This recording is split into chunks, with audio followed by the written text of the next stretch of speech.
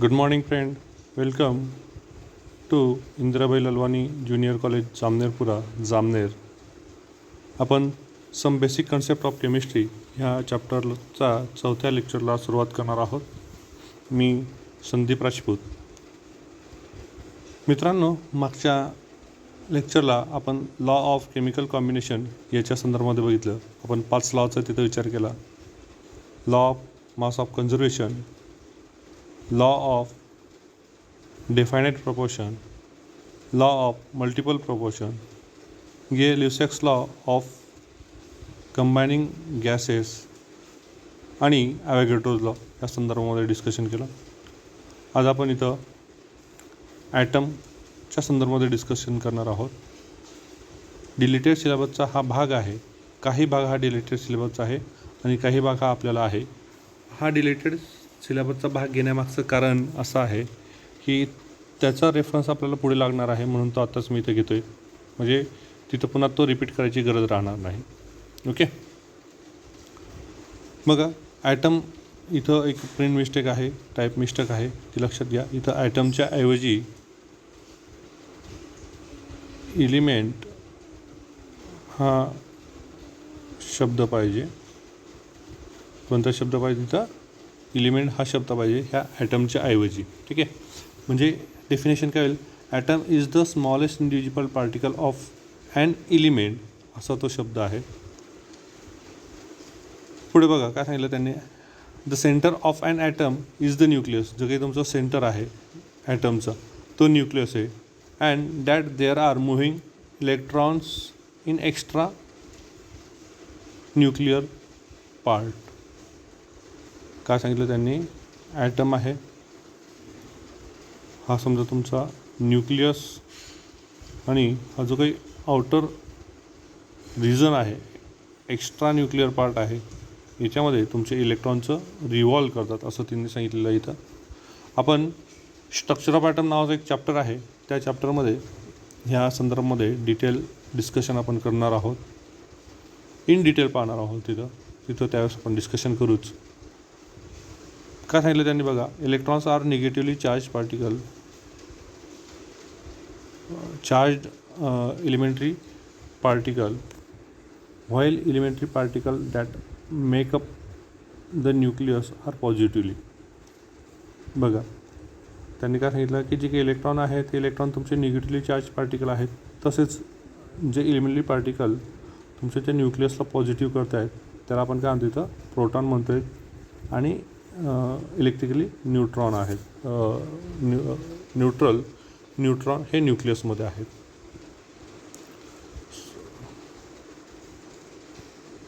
बघा काय कन्सेप्ट सांगितली. Negatively electrons are negatively charge particle. Proton तुमचे पॉझिटिव्हली चार्ज पार्टिकल आहेत आणि इलेक्ट्रिकली न्यूट्रॉन आहेत. पॉझिटिव्ह चार्ज आहेत इथं दिसते तुम्हाला ते पॉझिटिव्ह चार्ज. बघा इथं आहेत. न्यूक्लियस आर पॉझिटिव्हली चार्ज आहे. कशामुळे पॉझिटिव्हली चार्ज आहेत? प्रोटॉनमुळे. आणि त्या न्यूक्लियसमध्ये काय अजून तुमचं न्यूट्रॉन आहे, तो इलेक्ट्रिकली न्यूट्रल असणार आहे. ठीक आहे, बघा आता डाल्टन्स ॲटॉमिक थेरी काय म्हणते बघा. काय सांगितलं त्यांनी की 1808 डाल्टनने ही थेरी प्रपोज केली. काय प्रपोज केलं त्याच्यामध्ये त्यांनी बघा. Atom matter consist of tiny individual particle called atom. म्हणजे हाच मुद्दा आपल्याला ज्या डेफिनेशन आपण बघितले. The smallest individual particle of an matter of an element or matter that are called atoms. म्हणजे सगळ्यात महत्त्वाचा मुद्दा याच्यामध्ये काय सांगितलं त्यांनी? Individual particle that means that particle cannot be divided into further many more part. Okay, त्याचं जो काही एखादा मुद्दा आहे, एखादा तुमचा जो काही आपण असं सांगू शकतो की सबस्टन्स आहे की त्या सबस्टन्सला आपण डिवाईड करत जातो आहे, बारीक तुकडे करत जातो आहे त्याचं. आणि त्यावेळेस त्या तुकड्यांमधला शेवटचा तुकडा की जो पुन्हा आता डिवाईड होऊच शकत नाही त्याला त्यांनी ॲटम म्हटलेलं आहे. ओके, पण ही थेरी आज मागे पडलेली आहे. आपल्याला माहिती आहे की ॲटम हा पुन्हा डिवाईड होतो आहे. त्याचे सब ॲटॉमिक पार्टिकल आहे, जसं प्रोटॉन, इलेक्ट्रॉन, न्यूट्रॉन किंवा अल्फा पार्टिकल, गॅमा पार्टिकल हे एलिमेंटमधून बाहेर पडतात. तर त्याचं पुन्हा डिवायडेशन होऊ शकतं हे आपल्याला आज माहिती आहे. मात्र डाल्टनने ज्यावेळेस ती प्रपोज केली theory त्यावेळेस त्याने काय सांगितलं होतं की it is individual particle. Okay, बघा त्यांनी काय सांगितलं, all atom of given element have identical properties including mass. एखादा एलिमेंट जर आपण घेतला, कार्बन एलिमेंटचे आपण एक ॲटम घेतला किंवा 2 घेतले किंवा 3 घेतले किंवा 1000 घेतले किंवा लाख घेतले तरी प्रत्येक ॲटमच्या प्रॉपर्टी ह्या सारख्याच असणार आहे, आयडेंटिकल असणार आहे. इवन त्यांचं जे काही मास आहे ते माससुद्धा the atom of the same element जे काही तुमचे ॲटम आहेत, atoms of all atoms of the same element have the same property और आयडेंटिकल प्रॉपर्टी. किती घ्या, 1 असेल, 2 असेल, 10 असेल, 50 असेल, 100 असेल, लाख असतील, करोडो असतील, जर कार्बनचा ते ॲटम असतील तर सगळ्या कार्बन ॲटमची प्रॉपर्टी ही सारखीच असणार आहे, असं त्यांचं म्हणणं आहे. Atoms of different elements differ in mass. मग आता त्यांनी काय सांगितलं, ॲटम्स ऑफ डिफरंट एलिमेंट, जसं आता समजा कार्बन आहे आणि नायट्रोजन आहे, ह्या दोघं कार्बन आणि नायट्रोजन ह्या दोघं एलिमेंटचा विचार केला तर त्यांचं माससुद्धा हे डिफरंट असणार आहे. ऑक्सिजन घ्या, त्याचंही मास हे कार्बन आणि नायट्रोजन याच्यापेक्षा जास्त वेगळं असणार आहे. फ्लोरीन जर घेतलं तर फ्लोरीन हे कार्बन, नायट्रोजन, ऑक्सिजन यांच्यापेक्षाही त्यांचं मास हे वेगळं असणार आहेत. म्हणजे different atoms of the different element have the different properties even with their masses. Okay, असं आपण सांगू शकतो. Compound are form when atoms of the different element combine in a fix ratio. काय सांगितलं, कोणताही कंपाऊंड तुमचा केव्हा फॉर्म होतो आहे की ज्यावेळेस तुमचे ॲटम्स हे डिफरंट एलिमेंटचे ॲटम्स हे एकत्र येतात एका फिक्स रेशोमध्ये. म्हणजे आपण असं म्हणू शकतो लॉ ऑफ डेफायनेट प्रपोर्शन याला हा पॉईंट आयडेंटिकल काय करते त्याला फॉलो करते. ओके, लॉ ऑफ डेफायनेट प्रपोर्शनला असं आपण सांगू शकतो. ठीक आहे, पुढे बघा, chemical reaction involve only recognization of atom, reorganisation of atom. Okay, म्हणजे बघा लॉ ऑफ मास ऑफ कन्झर्वेशनच्या संदर्भामध्ये ही ऑर्गनायझेशन होतं ॲटमचं. म्हणजे atom cannot be created not be destroyed during the chemical reaction, असा त्याचा अर्थ होतो. म्हणजे law of mass of conservation याला सपोर्ट करणारे स्टेटमेंट हे आहेत असं आपण म्हणू शकतो. पुढे काय सांगितलं त्यांनी, atoms are neither be created nor be destroyed in chemical reaction. जे आता मी तुम्हाला सांगितलं की लॉ ऑफ केमिकल कॉम्बिनेशन त्याला सपोर्ट करणारे ह्या 2 स्टेटमेंट आपल्याला इथं सांगता येणार. Dalton's theory could explain all laws of chemical combination. हेही आता आपण मुद्दा इथे आहेत की डाल्टन्स थेरी ही लॉ ऑफ केमिकल कॉम्बिनेशन यांना एक्सप्लेन करते, चांगल्या पद्धतीने ते एक्सप्लेन करते. ओके, पुढे बघा, हा तुमचा ॲटम आहे. ॲटमच्या हा तुमचा सेंटर जो काही न्यूक्लियस आहे हा न्यूक्लियस आणि हे जे काही आउटर रिजन आहे त्या आउटर रिजनमध्ये समजा तुमचं इथं इलेक्ट्रॉन आहे तो रिव्हॉल्व करते. तर इथं यांनी काय सांगितलं की हे जे काही डिस्टन्स आहे त्या डिस्टन्सच्या संदर्भामध्ये बोलतात ते की जो काही तुमचं न्यूक्लियस आहे तो न्यूक्लियस आणि जे व्हॅलेन्स इलेक्ट्रॉन आहेत, व्हॅलेन्स सेल जे आहेत त्याला आपण काय म्हणतो ॲटॉमिक रेडियस म्हणतो, त्या संदर्भामध्ये असणार आहे हा मुद्दा. आय थिंक यस, ॲटॉमिक साईजच्या संदर्भात सांगितलं की हे जे काही डिस्टन्स आहेत हे डिस्टन्स म्हणजे तुमची ॲटॉमिक साईज आहेत. हे डिस्टन्स म्हणजे काय तुमची तर ॲटॉमिक साईज, त्याला आपण ॲटॉमिक रेडियस म्हणणार. The size of an atom is determined by its radius. ती कशाने डिटरमाइन केली जाणार आहे, त्याच्या रेडियसने डिटरमाइन केली जाणार आहे. ठीक आहे, बघा त्यांनी काय सांगितलं, the atomic radius of an isolated atom is the distance between the nucleus of an atom and its outermost orbit. म्हणजे याचा अर्थ असा की हा जो काही डिस्टन्स आहेत हे डिस्टन्स काय तुमची तर रेडियस आहेत. कोणतं डिस्टन्स, न्यूक्लियस आणि जे काही तुमची आउटरमोस्ट व्हॅलेन्स सेल आहेत ज्याला आपण ऑर्बिट म्हणतो आहे त्याला, त्यांच्यातलं जे काही डिस्टन्स आहे त्या डिस्टन्सला आपण काय म्हणतो ॲटॉमिक रेडियस म्हणणार किंवा ॲटॉमिक साईज म्हणणार. मग त्याच्यावरून तुमची साईज ठरते ॲटमची, म्हणून त्याला ॲटॉमिक रेडियस किंवा आपण ॲटॉमिक साईज म्हणतो. ओके, बघा, atomic radius is express in nanometre. ती कशामध्ये एक्सप्रेस केलं जाणार आहे? युनिट त्याच्यासाठी नॅनोमीटर आहे. 1 nanometre is equal to 1/10⁹ metre. That is 1 nanometre is equal to 10⁻⁹ metre असं आपण सांगू शकतो. इनवर्स आहे ना हे, ठीक आहे. त्याच्यानंतर मास ऑफ ॲन ॲटम, जे की मास आहे त्या मासच्या संदर्भामध्ये आपल्याला इथं डिस्कशन करायचं आहे. काय आहे मास ऑफ ॲन ॲटमच्या संदर्भामध्ये? तर सगळ्यात महत्त्वाचं लक्षात घ्या, mass of an atom is concentrated in its nucleus and it is due to proton and neutron in it.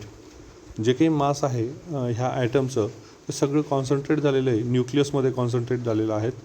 3 sub atomic पार्टिकलचा विचार आपण करतो तिथं, प्रोटॉन, न्यूट्रॉन आणि इलेक्ट्रॉन. ते इलेक्ट्रॉन हे बाहेरच्या याच्यामध्ये न्यूक्लियसच्या अवतीभोवती तो रिव्हॉल्व करत असतो. मग राहिले 2 तुमचं पार्टिकल, सब ॲटॉमिक पार्टिकल प्रोटॉन आणि न्यूट्रॉन, ते न्यूक्लियसमध्ये असतात आणि त्यामुळे न्यूक्लियस मध्ये जे असतात. आणि जर आपण इथं बघितलं तर इलेक्ट्रॉन हे चार्जलेस आणि निगेटिव्ह चार्ज पार्टिकल आहे आणि मासलेस पार्टिकल आहेत. त्याच वेळेस आपण जर इथं विचार केला ह्या प्रोटॉन आणि न्यूट्रॉनच्या संदर्भामध्ये, तर दोघांवरती चार्ज आहे. म्हणून आपण असं सांगू शकतो की जे काही तुमचं मास आहे ॲटमचं ते सगळं कुठं कॉन्सन्ट्रेट झालेलं आहे? न्यूक्लियसमध्ये झालेलं आहे. आणि ते कशामुळे? प्रोटॉन आणि न्यूट्रॉनमुळे आहेत. Okay. The total number of, काय सांगितलं नाही, the total number in the atomic nucleus is called atomic number. Okay. Total number of काय? प्रोटॉन आणि न्यूट्रॉन. याला काय आपण ॲटॉमिक मास नंबर म्हणणार. ॲटॉमिक मास नंबर म्हणतो आपण याला. हा शब्द लक्षात घ्यायचा, ॲटॉमिक मास नंबर. ठीक आहे. It is not atomic mass, it is atomic mass number. Number हा शब्द महत्त्वाचा आहे तिथं. The protons and neutrons are together called nucleon. हे जे की प्रोटॉन आणि इलेक्ट्रॉन आहे, प्रोटॉन आणि न्यूट्रॉन आहेत, ह्या दोघांना कंबाईनली आपण काय म्हणू शकतो? त्यांना न्यूक्लियॉन म्हणतो आपण त्यांना. त्यांचं कॉम्बिनेशन करून काय म्हणतो आपण? त्यांना न्यूक्लियॉन म्हणतो. ओके. पुढे relative mass of an atom. आता ॲटॉमिक मास नंबर आणि relative atomic mass both are the different concept. Atomic mass number म्हणजे काय? तर it is the summation of number of proton and neutron in the nucleus or nucleon असं आपण म्हणू शकतो त्याला. पण relative mass of atom is the different concept. Relative म्हणजे त्याचं रिलेशन लावलेलं आहे, कशासोबत तरी त्याचं रिलेशन लावलेलं आहे.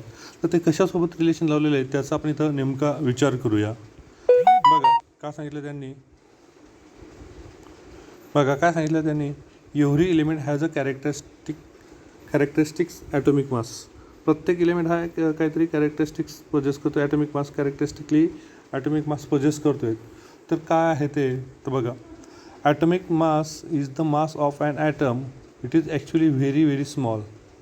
Atomic mass is the mass of atom which is actually very very small. तो खूप कमी असणार आहे. तो कॅल्क्युलेट करणं खूप अवघड आहे. For example, the mass of 1 hydrogen atom is 1.6736 into 10⁻24 gram इतका आहे. जर आपल्याला ग्रॅममध्ये 1 ग्रॅम जर आपण घेतो तर ती खूप कमी आहेत ॲक्च्युली ही वजन करायला. मास जे काय आहे ते मास घ्यायला ती वस्तू. तर हे काय आहे तुमचं? 10⁻24 ग्रॅम आहे ते. बघा, 1.6736 इंटू 10⁻24 ग्रॅम इतकं तो कमी मास आहेत. जर आपण टोटली 1 ग्रॅमचं जर कम्पॅरिझन केलं तर ते निग्लिजिबल असणार आहे. ठीक आहे. मग आता ह्या मास कसं कॅल्क्युलेट करायचं? This is very very small quantity and not easy to measure. हे कसं मेजर करायचं? तर त्याचं रिलेशन दिलेलं आहे. ॲक्च्युली काय रिलेशन दिलं आहे त्यांनी बघा. And atom of carbon 12 is assign mass of exactly 12.0000 atomic mass unit AMU. काय असाइन केलं त्यांनी बघा? असाइनमेंट केलेली आहे. काय असाइन केलं त्यांनी? की कार्बन 12 आयसोटोप्स आहेत. आता आयसोटोप्स काय?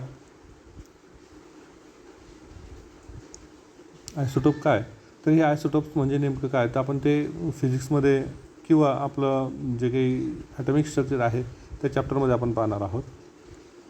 तरी एक मुद्दा सांगतो तुम्हाला इथं आयसोटॉप्स काय, की ज्यावेळेस ॲटॉमिक नंबर हा सारखा असतो, ॲटॉमिक नंबर हा सारखा असतो पण मास नंबर त्यांचा डिफरंट असतो, त्याला आपण आयसोटॉप्स म्हणतो. ठीक आहे. ॲटॉमिक मास नंबर हा डिफरंट असतो, मात्र ॲटॉमिक नंबर हा सेम असतो. डिफरंट काय त्यांचा, ॲटॉमिक मास नंबर डिफरंट आहेत, म्हणून अशांना आपण आयसोटॉप्स म्हणतात. ओके. अशा जे काही पेअर्स आहेत त्यांना आयसोटॉप्स म्हणतात. तर कार्बन 12 हा आयसोटॉप असाइन केलं, त्याचं एक्झॅक्ट मास घेतलं. किती मास घेतलं? 12.00 युनिफाईड मास किंवा ॲटॉमिक मास युनिट, त्यालाच आपण युनिफाईड मास असं म्हणणार. And other atoms of other elements are given a relative mass to that of carbon 12. Okay. Carbon 12 atom. मग हे जे काही आहे हे घेतलेलं आपण की कार्बन 12चं ॲटॉमिक मास नंबर आपण काय, ॲटॉमिक मास काय कन्सिडर केला आपण इथं?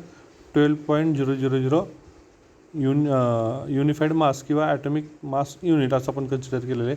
त्याचं रिलेशन इतर एलिमेंटसोबत आपण इथं जोडलेलं आहे. कसं जोडलेलं आहे बघा. आता बघा, हा atomic masses are express are in AMU. हे जे काही रिलेशन आहे हे रिलेशन कसं जोडलं आहे ते बघा. 1 AMU is defined as a mass exactly equal to 1/12 of the mass of one carbon 12 atom. Okay. म्हणजे इथं बघा त्यांनी काय सांगितलं इथं, 1 AMU काय सांगितलं त्यांनी, is define as exactly mass of काय, 1/12 mass of carbon atom. Okay. हे काय तुमचं कार्बन ॲटम ते multiply by mass of that atom. ठीक आहे. जे काही तुमचं मास असेल त्या ॲटमचं ते इक्वल टू काय असणार तुमचं AMU असणार आहेत. जसं आता हायड्रोजनचं आपण इथं बघितलं तर 1.67. ओके. 36 × 10⁻²4 आता आपण तिथं बघितलं हे 1 AMU आहे. ठीक आहे. बघा इथं काय येईल ती value. It is express in atomic mass unit or unified mass or Dalton. Okay. बघा इथं सांगितलं त्यांनी 1 AMU is equal to 1/12 multiply by mass of 1 carbon atom.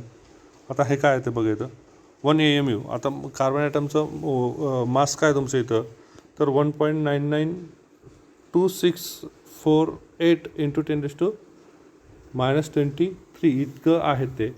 आता हा रेशो घेतलेला आहे त्यांनी काय इथं बघा AMUमध्ये काय म्हटलं त्यांनी इथं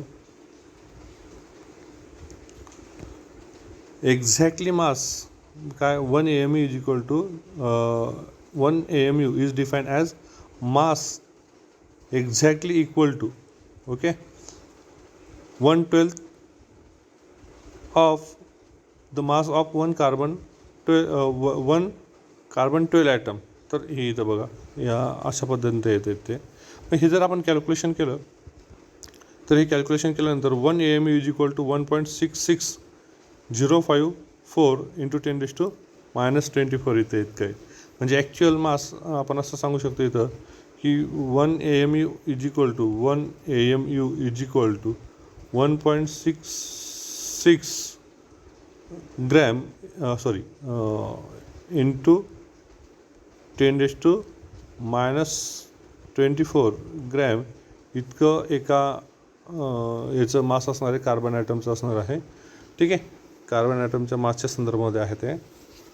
तर आपण इथं वेगवेगळ्या एलिमेंटचं मास तसं कॅल्क्युलेट करू शकतो त्या अशा पद्धतीने. आता बघा इथं दिलेलं आहे त्यांनी mass of an oxygen item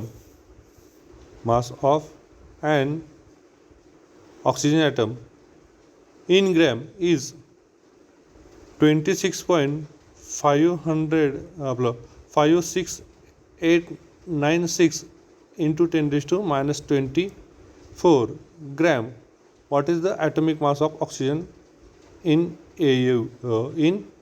you किंवा AMU. या यूच्या ऐवजी आपण काय म्हणू शकतो इथं AMU सुद्धा म्हणू शकतो. ओके. ठीक आहे.